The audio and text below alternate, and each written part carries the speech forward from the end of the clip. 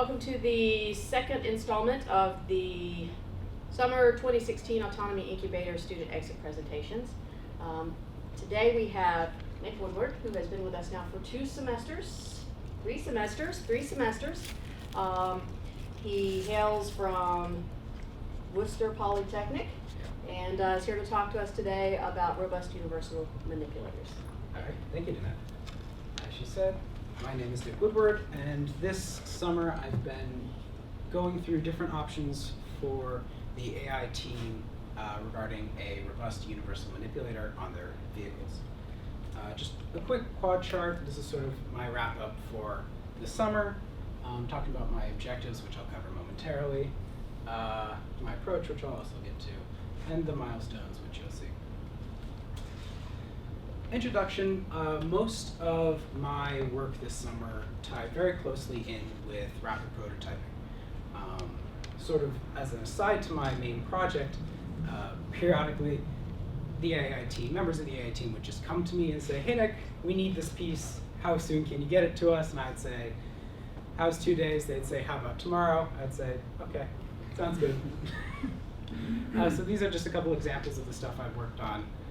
We've got various sensor-to-sensor connectors. I've got flex piece for testing out PLA flexibility, and most of my rapid prototyping actually was done through the CAD program Onshape, which is a cloud-based CAD software, which I then downloaded onto my downloaded the STLs from and then uploaded into Cura, which is a slicer, an open source slicer, and then produce G-code, which I then ran on an Ultimaker extended to Plus. The problem. Why am I working on manipulators on a team primarily dedicated towards autonomy? Well, delivery and retrieval requires two things, delivery and retrieval. We've got the first one down. We can drop things off wherever we want. It's pretty straightforward. You can jury-rig some servo to drop whatever you want, whenever. Picking something up, however, is significantly more difficult. We don't really have hardware on board the vehicles at the moment to do so. And as we go forward with our various projects, we want to be able to pick up different kinds of targets, anything from packages to individual sensors or sensor suites. Sort of split my project up into two different sections. Short term, when I arrived in the incubator this summer, myself and fellow intern Jacob Beck were approached about coming up with a short-term solution for the lack of a manipulator. We go in, they say to us, hey, we need something that we can pick up quite easily. We say, what's our deadline? 2 weeks. Okay, we can do that. 2 weeks to develop something that doesn't utilize magnets, and we're going to pick up an ozone sensor package. It's a tiny little cylinder. Great, here you go. Within a week, we developed a conical receptacle and a tetrahedron package that can hold the ozone sensor in this combination. We'll separate it out in a sec. But what you see on top, you've got your little cone. There's a linear actuator that manipulates a grabber mechanism that the tetrahedron's manipulatable balls can then go into in order to be grabbed. Here's the actual 3D printed receptacle. You can actually see the conical shape with a 3.5-inch target diameter. That's sort of what you can aim for. On there you can see the silver linear actuator. The white PLA are the circular grabbers. You can actually see the bump sensor, and the point of the bump sensor was we wanted this system to be as little reliant on the actual software of the vehicle as possible, so we have an Arduino on the other side of that solder breadboard that when the vehicle has been told that it's going to go pick up something, whenever the bump sensor is pressed, assuming that there's a sphere that's gone into the bump sensor, the linear actuator will automatically close, minimizing our impact on the processing power of the vehicle. We've also got a PixieCam on board that's looking for IR light, which we then would direct at our target. This is a tetrahedron designed so that at least one of the spheres would be upright at all times, no matter how the thing is dropped. Thus, we can just sort of send this out into the field. The drone can just drop it off wherever you want. You come back. The PixieCam will look for its inset IR LEDs. They're actually little notches, little holes through the spheres that the LEDs go through. They shine as brightly as IR can, and the PixieCam will go over it, say, hey, there's our target, and then try and descend so that it can hit that 3.5-inch diameter cone somewhere in the area of that sphere. Sort of analyzing how this product worked, we actually got it fully working. The AI is currently working with it. The tetrahedron is effective, though restrictive. The tetrahedron has to be larger than the actual sensor that we insert into it, but it also has to be shorter than the bottom of the vehicle, which limits us height-wise. It also fell apart when touched by Jim, so thank you for the help with stress testing that. The camera itself was mediocre at best. We actually had to upload an old firmware update so that it could actually look for independent IR sources instead of the patterns that the newer firmware was looking for. And at best that worked, sort of, because when the vehicle would descend on the target after spotting the IR sensor, the more translational offsets you had, the higher the chance that the IR lock would just lose its target. The conical target area was sort of unreasonably small, expecting a sort of new program to try and hit a 3.5-inch diameter was a little unreasonable, while the linear actuator was slow but worked. It held on to its target quite well, and the Arduino made sure that we had little to no impact on the actual system. And here's where we get sort of into the meat of my summer project. The Incubator really needs a long-term solution to the lack of a manipulator, and so we're going to develop a manipulator that we'll be able to use on all of our vehicles. What I emphasized with my sort of priorities was maximizing the target area. We want to be able to grab from wherever we can. So I decided to try and keep the target area so that if we're able to land with our target in between the 4 feet of the vehicle, we'll be able to grab it. We want to maximize the sensor package possibilities, i.e. anything from an ozone sensor about this big to a package, anything that can fit underneath the vehicle we want to be able to get. I want to minimize our reliance on the vehicle. I don't want any processing to happen on the chips that are running the vehicle. I don't want to rely on battery power from the vehicle. I want everything to be self-contained, and all I need is a yes, you're going to grab this now command. And that goes on with the impact on the vehicle. I need it to be lightweight. I need it to not interfere with the downdraft from the props. I don't want to deal with getting in the way of the vehicle itself. And most importantly, I need to keep it simple. If you get too over complex, things are going to start failing where you don't need them to. It's really just best to go with something reliable. So this is my first attempt at a solution. This is a rotational 6-leaf iris. It had conceptually a 60 centimeter inner diameter, which is, this is actually, each of those pegs represents the leg of, I believe, Notorious, which is one of our larger vehicles, which means we got really close to being able to land anywhere and pick up anything inside. With this design, you've actually got 2 concentric rings, and the leaves are connected to the inner ring, which is fixed. It's the light blue ring. The leaves are then actuated by the rotating outside ring, the yellow ring. As the yellow ring rotates, the arms, the dark blue arms, push on or pull on the outside of the leaf and either rotate it in or rotate it out. In this way, we can actually swing all of those leaves all the way outside of the vehicle. I've hollowed them out so they don't interfere with wash or anything like that. And that way, whenever we land, we just close them up and we're good to go. I actually printed out a prototype of this. There are approximately 13 moving parts, assuming I haven't added anything to this tabletop prototype. I found that there was minimal leaf support. Each of the leaves is connected to the actual system using only 2 points of contact. There are 2 screws that hold it in place. The inner ring turned out to be more or less unmountable.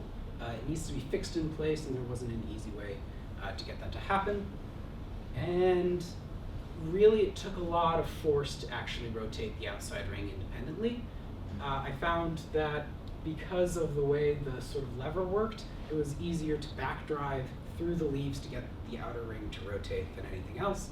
And as you can see, there's plenty of space, so we have an incomplete operation area. Things will fall through if they're too small. Solution. Replace that with a sliding aperture iris. This has 8 leaves, is fully contained, with 9 moving parts. You've got the 8 leaves and the rotational disc. Has 1 actuation point. We just stick a servo on the sliding or on the rotating ring, and has a potential for 40 centimeter minimum full scale inner diameter, which is pretty close to our maximum of 60 centimeters. The area of contact for support, at least regarding the leaves, is actually fixed because this is from the bottom. The leaf is actually supported as approximately a quarter of the area of the actual leaf. It's actually sandwiched flush in between 2 static plates, and so we don't have to actually worry about losing that. What's happening here is this blue arm's connected to this circular disc. They've got curved tracks in it, and one of the pegs off of the leaf goes through the curved track. And then you have these straight tracks. I put 2 plates flush with each other, equal tracks. And you can see that there are actually 2 pegs that pass through that straight track. And so when the curved track rotates, the potential position for each of the pins to be is at a constant state. So as you rotate it, the leaf will move along each of the tracks as it can. It actually worked. All the moving parts are fully contained. There's a box on top of everything. The effective leaf support with a quarter of the size, you can actually press on it pretty heftily. The mountable base means that it's really easy to attach to whatever I need. Reasonable force required to actuate, easily powered by a servo of varying size depending on its actual size. There's a fully complete operational area. This was actually inspired by an old school camera aperture, which is required to not let any light into anything when it opens and then closes.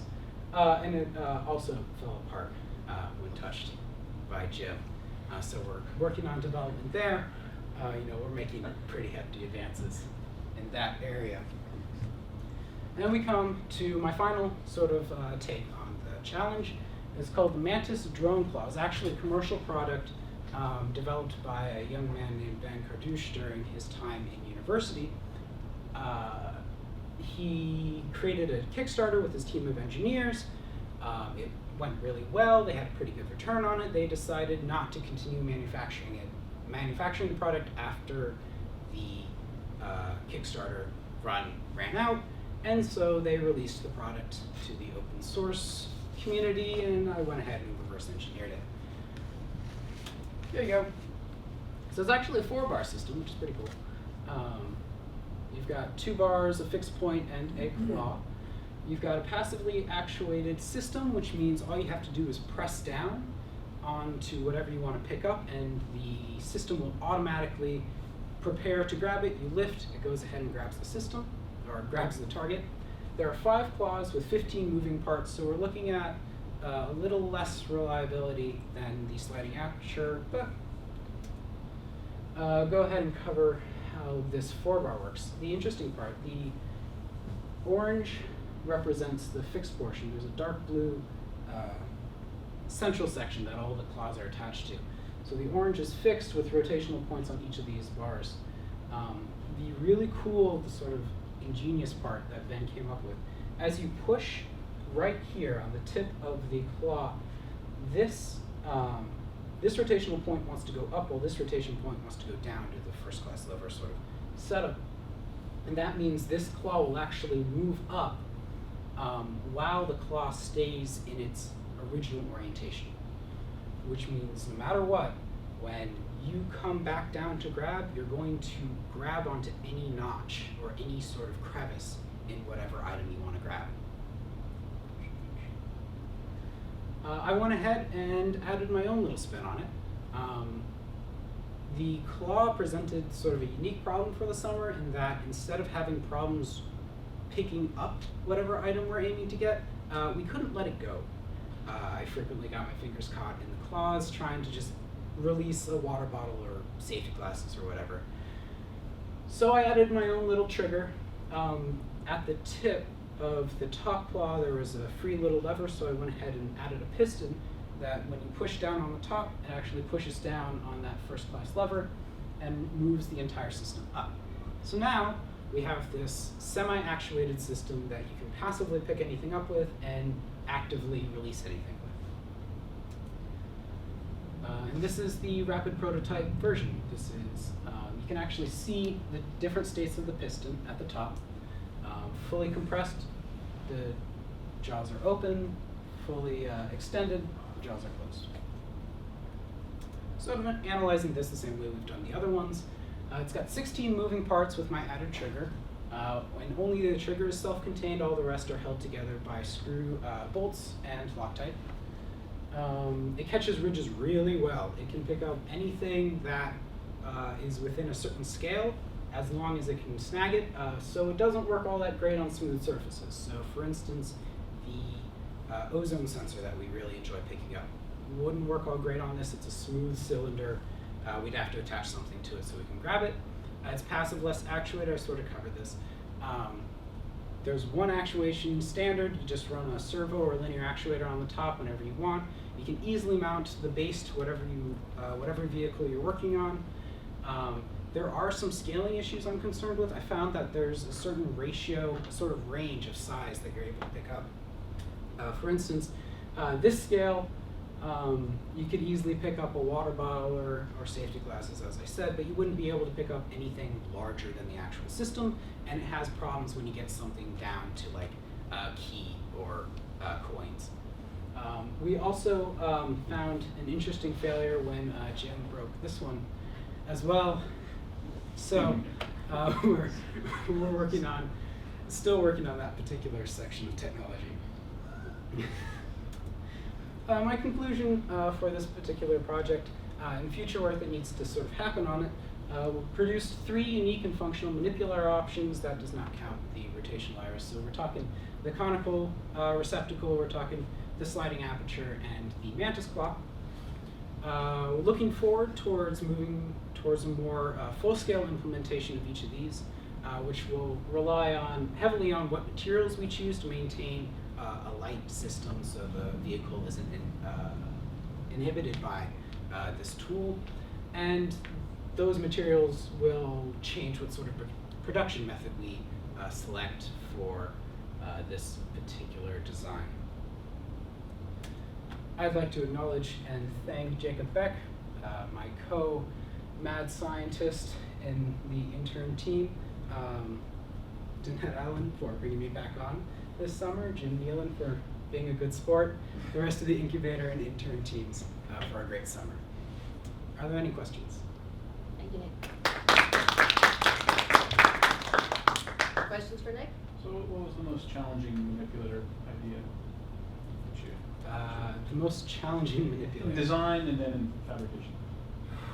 Well, the rotational iris never successfully worked, so that sort of receives its own, title there.